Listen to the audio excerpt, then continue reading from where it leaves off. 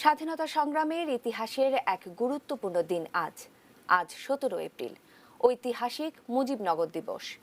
1971 সালের এই দিনে শপথ নেয় স্বাধীন বাংলাদেশের প্রথম সরকার। এর মধ্য দিয়ে বিশ্বজুড়ে প্রাতিষ্ঠানিক ভিত্তি পায় বাঙালির মুক্তি সংগ্রাম।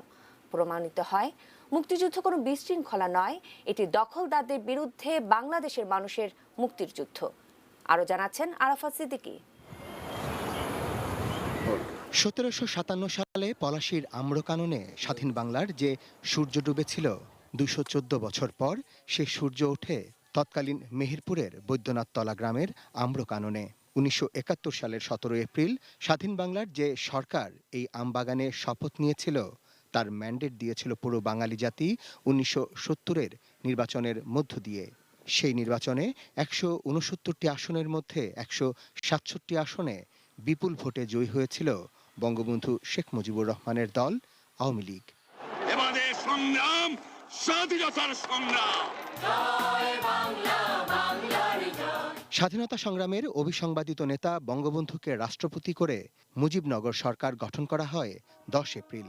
সে সময় বঙ্গবন্ধু পাকিস্তানের জেলে বন্দী থাকায় 17 এপ্রিল শপথ গ্রহণ অনুষ্ঠানে অস্থায়ী রাষ্ট্রপতি হিসেবে শপথ নেন সৈয়দ নজরুল ইসলাম। প্রধানমন্ত্রী হন তাজউদ্দিন আহমেদ। বাংলাদেশের প্রথম সেই সরকারের অর্থমন্ত্রী ক্যাপ্টেন মোহাম্মদ মনসুর আলী, স্বরাষ্ট্র, ত্রাণ ও পুনর্বাসন মন্ত্রী হন AHM কামরুজ্জামান এবং পররাষ্ট্রমন্ত্রী হিসেবে শপথ নেন খন্দকার মোশতাক আহমেদ। অস্থায়ী সরকারের মুক্তিবাহিনীর প্রধান কমান্ডার নিযুক্ত হন জেনারেল আতাউল গনি ওসমানী। শপথ নেয়ার পর এই সরকারের প্রতি আনুগত্য প্রকাশ করে গার্ড অব অনার প্রদান করে মুক্তিযোদ্ধাদের একটি দল। আমরা তো সবাই লড়াই করছিলাম বিভিন্ন জায়গায়, কিন্তু তারা যে এই সরকারের অধীনে, এইটার যে একটা আপনার স্বীকৃতি, এই গার্ড অব অনার হলো সেটা। সমস্ত পৃথিবী জানতে পারলো যে বাংলাদেশ নামে একটা স্বাধীন রাষ্ট্র আত্মপ্রকাশ করেছে।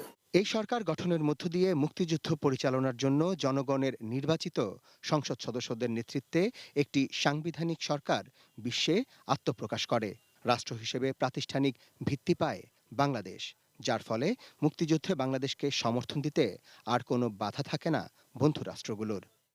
সাংবাদিকরা জিজ্ঞেস করলেন যে আপনাদের মুজিবনগর সরকারের হেডকোয়ার্টার কোথায় হবে, তো সেখানে তাজউদ্দিন সাহেব একটি খুব সুন্দর উত্তর দিলেন। উনি বললেন যে যেখানে সরকার থাকবে, বসবে, সেটাই আমাদের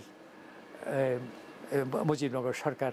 এরপর বৈধ ভিত্তি নিয়ে প্রতিষ্ঠিত বাংলাদেশের সেনাবাহিনী মুক্তিযোদ্ধারা পাক হানাদারদের পরাস্ত করে বিজয় অর্জন করে 16 ডিসেম্বর 1971 সালে।